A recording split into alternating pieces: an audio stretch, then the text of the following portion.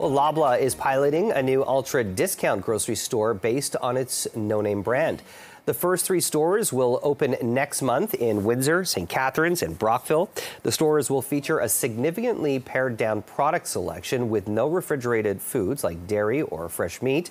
Loblaw says the stores will have prices up to 20% lower than nearby discount competitors, including its own no-frills stores. The company says if it works, the pilot will be accelerated. If it doesn't, it will pivot and learn from the experience.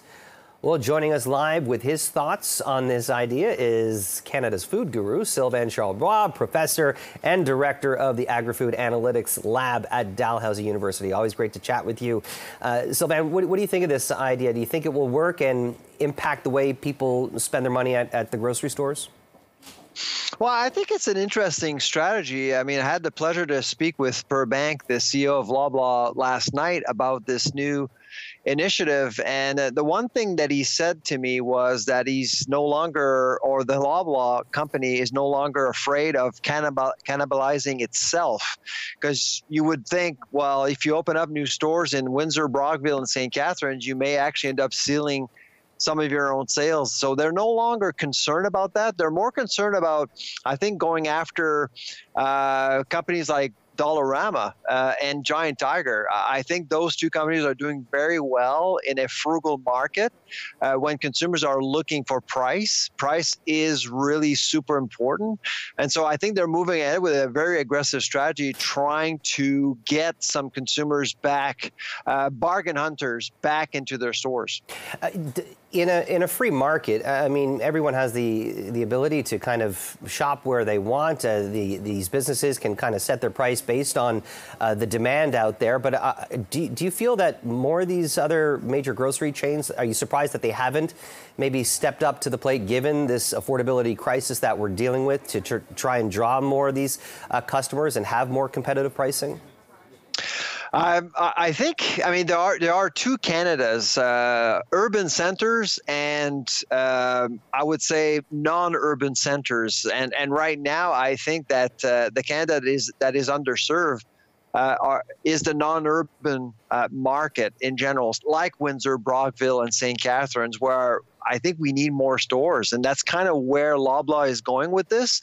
In June, if you remember, they've actually deployed a new strategy, the no-frill strategy. So they're opening up 40 new smaller stores in urban centers. But this particular strategy is going after smaller towns where rents are lower, costs are much lower, few employees are required.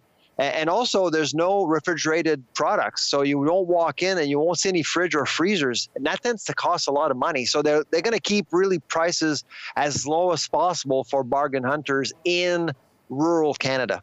What's your outlook right now moving forward for the rest of the year when it comes to average prices of everyday goods, whether it's milk, butter, or even things like meat? And I'm sure a lot of people are dealing with sticker shock when they go to the store and they want to grab a couple steaks and they realize it's going to cost you maybe $40, $50. Yeah. Well, actually, on Thursday, we learned from Statistics Canada that our food inflation rate is again below 2.5% for the 4th month in a row. So I feel pretty good about how things are stable at the grocery store. Well, actually, I'll rephrase that. I felt pretty good until this morning. The railway shutdown is absolutely going to be impacting food inflation if it lasts longer than 5 to 7 days. So if it lasts more than 5 to 7 days, you're likely going to see another unfortunate upswing when it comes to food inflation in the month of August and September. You recommend people stock up on some of those items maybe